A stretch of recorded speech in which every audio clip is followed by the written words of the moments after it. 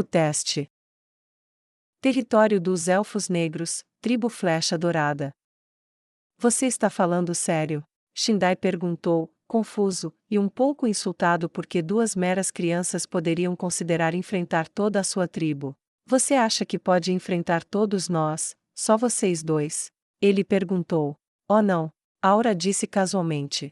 Bem, é claro que não. Ele começou, apenas para ser interrompido.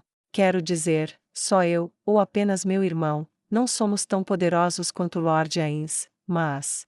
Ela tirou os braços de trás da cabeça, e abriu as mãos ao lado do corpo, na altura dos ombros, enquanto balançava a cabeça. Bem, para nós, não há nada aqui que seja uma ameaça. Não estou tentando ser mal nem nada, é assim que as coisas são quando você é a criação de um ser supremo.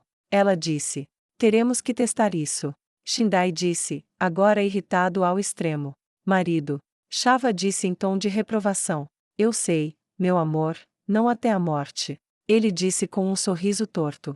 Ok, quais são suas regras, e com quem você quer que lutemos, e qual de nós, ou você quer nós dois ao mesmo tempo? Aura perguntou, parecendo já um pouco entediada. Vou pegar meus 50 melhores contra seu irmão. Shindai disse com confiança. Certo. Aura disse. Onde? Do lado de fora das muralhas. O chefe respondeu. Você ouviu o elfo negro, Mare, vá em frente. Aura disse. Ok, irmã. Ele disse, e saiu correndo para além das paredes. Ok, escolha seus 50. Aura disse com um sorriso. Poucos minutos depois, Shindai conduziu 50 elfos negros para fora do portão, e 20 metros além de onde Mare estava. Minha esposa dará o sinal. Shindai disse. Mare assentiu. Ela caminhava lentamente, com determinação em cada passo, sentindo um profundo pressentimento de que algo estava errado com o que estava acontecendo, mas incapaz de dizer exatamente o que era. Ela subiu os degraus até o topo do muro baixo, e olhou para o campo. Centenas de membros da tribo já estavam aglomerando-se nos muros para ver o que aconteceria a seguir. Ela sentiu seu coração disparar. Isso não a impediu. Começar! Ela gritou, e fixou os olhos na forma de seu marido. Shindai se moveu na frente, ele liderou como sempre fez, ele tinha a forma gloriosa de um campeão no auge, seu rosto era lindo, e terrível ao mesmo tempo. As provações de anos de comando deram-lhe ferocidade e determinação, a vitória deu-lhe reputação, e a luta pela vitória deu-lhe as habilidades para alcançá-la. Ela estava orgulhosa, muito orgulhosa, de ser sua esposa, e de ser a única a manter o coração dele contra o dela. Então por que doía como se ele tivesse cutucado algum monstro terrível do qual não deveria ter chegado perto? Atrás deles 50 guerreiros, os homens e mulheres mais fortes e mais rápidos, os veteranos de muitas batalhas, eram os mais duros dos duros, os mais fortes dos fortes. Eles estavam atacando um garotinho elfo de saia, parecia tão louco, tão absurdo, mas se ele se importava ou sentia algum medo verdadeiro, Shava não conseguia perceber, e em vez disso ele simplesmente se aproximou com alguns pequenos passos, e então... Ela olhou em volta, ele havia sumido, desapareceu num piscar de olhos, então ela viu. Seu povo, um grupo de mais de uma dúzia de guerreiros adultos, foi lançado voando pelo ar, eram todas as pessoas que estavam ao alcance do bastão do garotinho em roupas femininas. Ele parou apenas para balançar uma vez, então, mesmo enquanto tentavam reagir, ele desapareceu novamente. Ela não o viu novamente até que ele parou, desta vez com um chute que fez um guerreiro voar para trás com tanta força que ele passou por cima da linha, quicou no chão, e caiu de ponta a ponta por dezenas de metros. O menino havia sumido de novo como se nunca tivesse estado ali. Ela o via apenas de relance, ele fazia uma pausa, socava ou chutava alguém, e ia embora novamente para repetir a tarefa. Finalmente só havia o marido dela, só Shindai, e o garotinho elfo negro agarrou-o pela garganta, e deixou as formas inconscientes e quebradas da tribo na poeira. Shindai estava tentando lutar, gritando, ou tentando lutar, arranhando, e falhando. O garoto de aparência nervosa parecia não sentir nada, e quando ele se aproximou, ela viu o que temia, sua expressão nervosa e doce. Era uma máscara, era como uma máscara perfeita, impecável, e linda, não tinha mudado nenhuma vez em todo esse tempo. Ele não parecia zangado, excitado ou entediado, era como se esse filho da realeza que parecia tão frágil, e nervoso fosse apenas um corpo que existia para um poder monstruoso, e seu pai ou criador simplesmente tivesse decidido que isso é como ele deveria ser. Mare voltou para a parede, foi direto para a entrada. Vamos, vamos. Ele poderia ser ouvido dizendo: preciso terminar tudo isso para que possamos começar, há muito trabalho importante a fazer. Mare disse casualmente, alheia à dor e às lutas de Shindai, e nunca perdendo aquele rosto nervoso de criança, de vista. O sangue de Shava ficou mais frio do que a intenção assassina de Aura.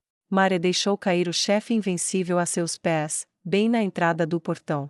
Aura se aproximou, e deu um tapinha no ombro do irmão. Bom trabalho, Mare. Aura disse, toda sorrisos. Ela olhou para onde Shava estava observando. Bom o bastante?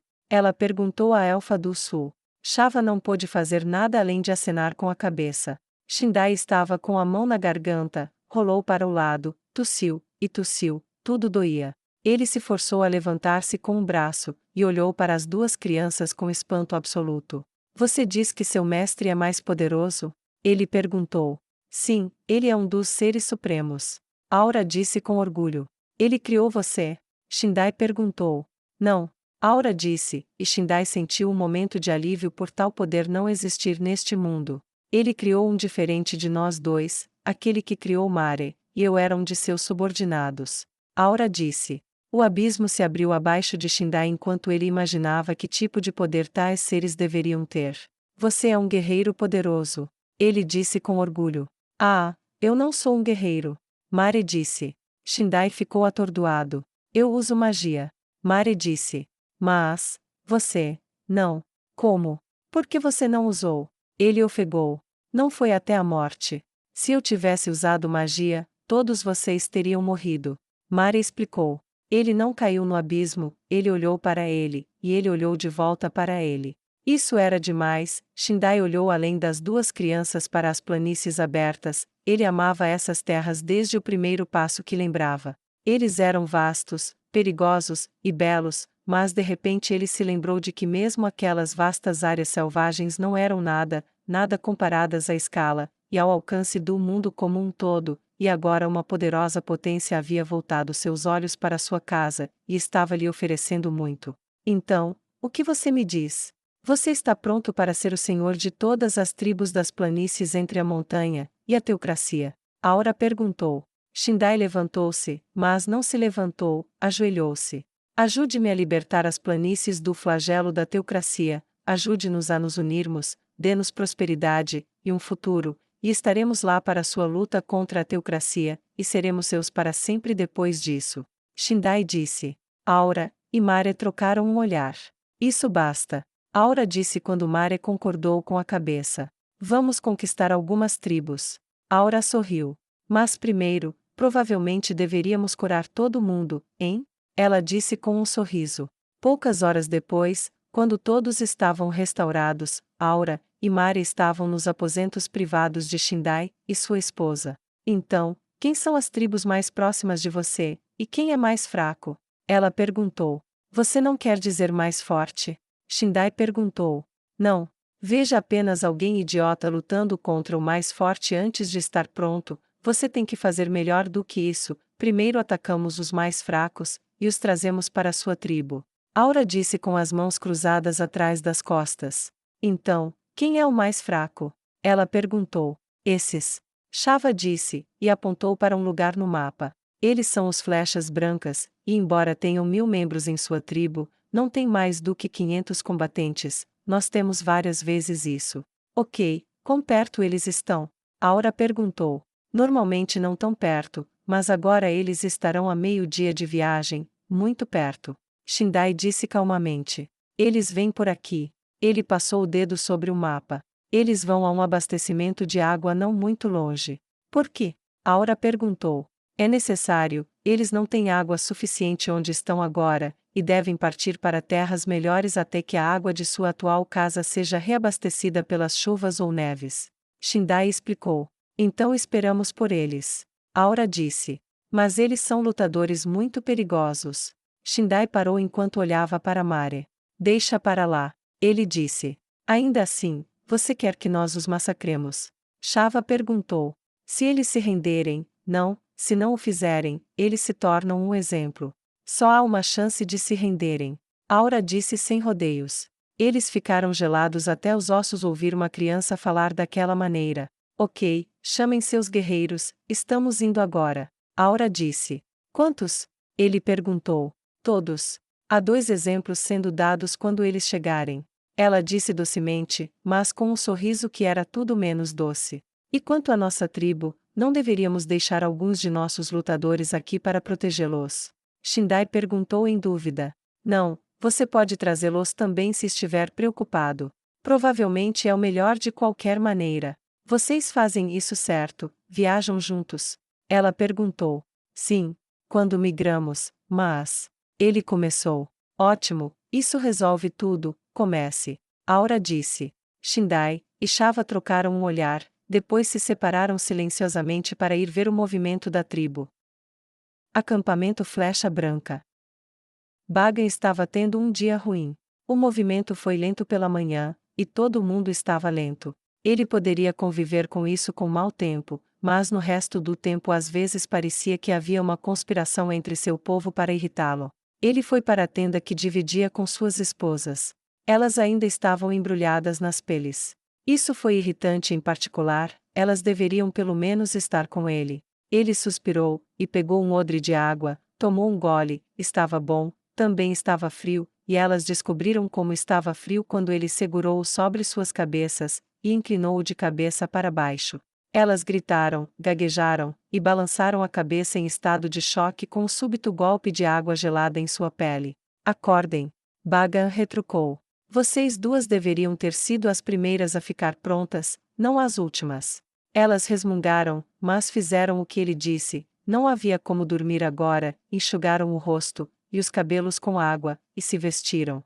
Bagan caminhou até seu cavalo, e sentou-se na sela. Ele pegou uma buzina que estava na lateral do monte, colocou-a nos lábios, e soprou. Se isso não acordasse sua tribo, todos estariam mortos.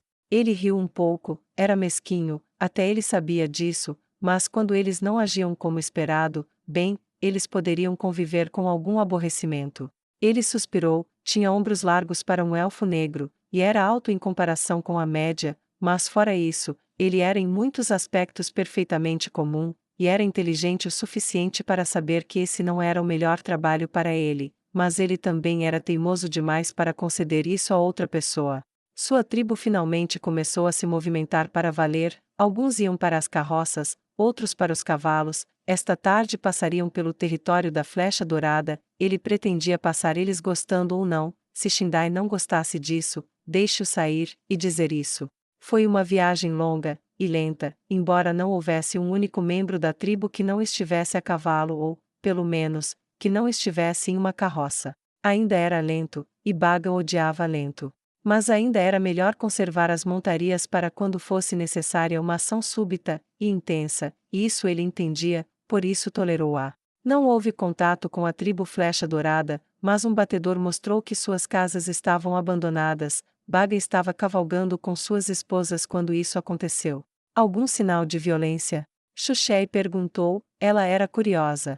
Bagan não se importava muito com ela, mas ela era filha do último chefe, então era tolerável, e se movia como uma égua puro sangue. Alguma coisa que vale a pena levar?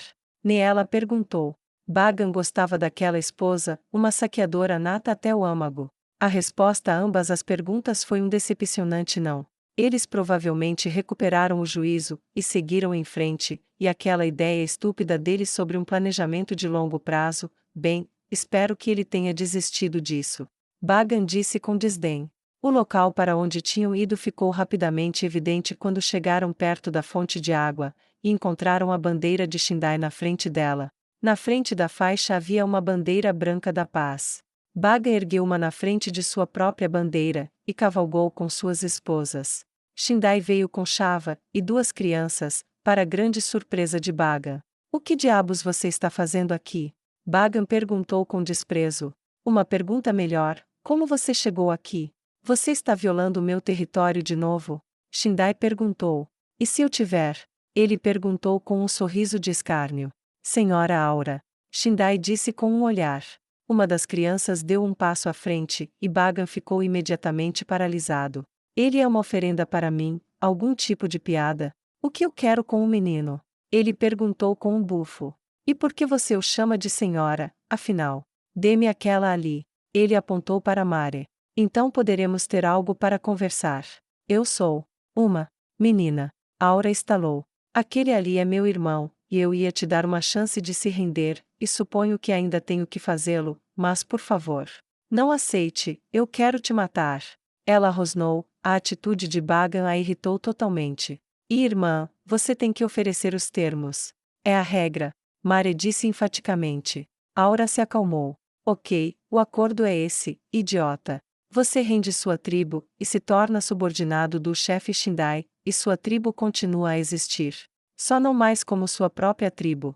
Você não faz isso, qualquer um ainda em pé um minuto depois de começarmos, é considerado um combatente, e morre. Você entende isso, ou preciso fazer um desenho para você? Aura perguntou furiosamente. O dia de Bagan ainda foi muito ruim, suas esposas riram.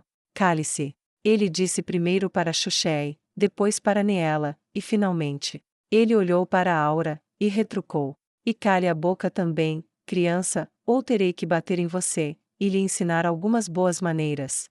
Volte para sua linha. Abaixe sua bandeira de trégua. Faça isso agora para que eu possa matá-lo. Aura disse com uma voz gelada. Tem certeza de que nenhum desses são tributos? Bagan perguntou a Shindai com uma risada rude. Aura olhou para o cavalo de Bagan. Jogue-o. Ela disse. Um momento depois a montaria estava balançando descontroladamente, e um momento depois ele saiu voando com os membros nos quadris, e caiu de cara na terra, e seu cavalo fugiu. Seu dia estava piorando a cada minuto. Bagan ficou de quatro, e cuspiu terra. Eu vou fazer você pagar por isso. Ele disse com raiva. Vamos. Ele disse às suas esposas, que mal conseguiam conter o riso. A bandeira caiu de ambos os lados. Bagan não gostou da diferença numérica, mas se suas forças pudessem se aproximar, tudo o que ele precisava fazer era expulsá-los. Curiosamente, à distância, ele viu a criança elfa negra puxando um arco incomum. Ela não o estava usando há pouco, mas lá estava. Sua dúvida sobre o que ele estava vendo desapareceu imediatamente quando uma flecha foi lançada, e perfurou 7 de seus guerreiros elfos negros de uma só vez. Ela passou bem no peito, e todos os 7 caíram, mortos quase instantaneamente. Revidar! Ele gritou enquanto agarrava outro cavalo. Linha da flecha dourada. Bem? Shindai perguntou pouco antes de a flecha disparar. Quando eles morrerem, faça o que você faz melhor. Mare, e eu cuidaremos do resto. Ela disse. Ele viu 7 morrerem, e com outra flecha, mais 7. A flecha impossível ou o arco impossível ou o arqueiro impossível, ou qualquer que fosse a raiz disso, parecia capaz de atingir a posição mais compacta, e matar até o fim. Os cavalos de Bagan avançaram, mas para sua surpresa, os guerreiros de Shindai se espalharam para fora, longe do centro, deixando apenas as crianças no centro. Aquele com o arco perigoso tinha que morrer, ele poderia resolver o resto mais tarde. Ele deu um grito de guerra que tinha certeza que causaria medo em seus corações. Aura olhou para Mare. Vá em frente. Oh, ok. Ele disse, e um momento depois Bagan sentiu seus ossos desabarem no peito. Ele sentiu o impacto, mas não conseguiu ver. Como se para encerrar o assunto, um momento depois ele viu feras enormes vindo do nada, e atacando seus soldados. Ele estava realmente grato pelo momento em que perdeu a consciência. Nazarik. Quando ele acordou, horas depois, ele estava no chão de pedra, levou vários minutos para voltar a si, e ele se forçou a levantar, ou começou a fazê-lo, quando uma voz ordenou: prostre-se. Sua testa bateu de volta na pedra. Isso machuca. Permita que ele levante a cabeça, Demiurgo. Ele ouviu uma voz dizer: levante a cabeça, contemple o Supremo. Aquele chamado Demiurgo disse, e Bagan se viu cara a cara com um esqueleto aterrorizante. Serei breve, chefe dos Elfos Negros. Fiquei sabendo o que você disse aos meus servos, e estou enojado além das palavras, assim como meus outros servos que você vê ao nosso redor aqui. Ele apontou para as paredes, e ao lado dele, onde havia uma série de monstros terríveis e raivosos. Diga-me. Ains fez uma pausa antes de perguntar: o que você teria feito se suas palavras se tornassem realidade, se por algum meio impossível, Shindai tivesse lhe dado um ou ambos como um tributo. Bagan teve bom senso suficiente para não responder a verdade, mas não teve habilidade suficiente para contar uma mentira convincente. Então você é desse tipo? Demiurgo? Ains perguntou. Sim, meu senhor? Ele perguntou. Você e Vanessa queriam fazer mais com seu projeto de observação de cabeças, não é? Ains perguntou curioso. Sim, meu senhor. Demiurgo respondeu. Use-o. Ains disse, apontando para o silencioso Baga. Ah, e caso você esteja se perguntando sobre sua tribo? Ains disse, e gesticulou para Sebas, que se aproximou com o espelho de visão remota. Baga olhou mais por curiosidade do que qualquer outra coisa, o que ele viu foi o fim para seu povo.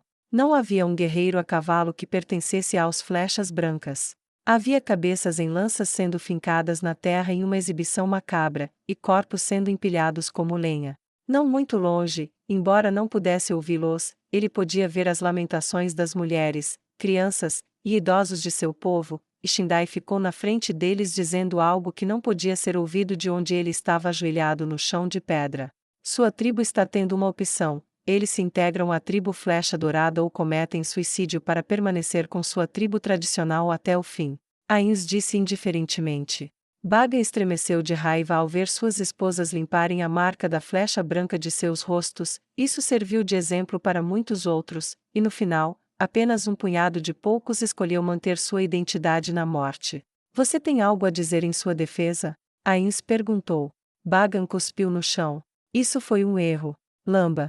Demiurgo disse zombeteiramente, e embora tentasse lutar contra o controle que a figura tinha sobre ele, Bagan se viu obedecendo perfeitamente. Eu terminei com ele, você pode levá-lo embora, Demiurgo, e fazer o que achar melhor, pelo tempo que for conveniente para você. Felizmente, Aura e Mari ainda são muito jovens para entender o tipo de coisas que ele estava dizendo ou pensando, mas ainda assim. Ains disse com raiva. Demiurgo curvou-se para o rei feiticeiro, então desceu as escadas, agarrou Bagan pelos cabelos na base do crânio. Venha, você tem muito trabalho a fazer para mim. Ele disse casualmente. Bagan refletiu em particular. Este foi o pior dia da minha vida. Sem saber que depois de muito tempo, ele se lembraria daquele como o último dia bom que já teve. Relativamente falando.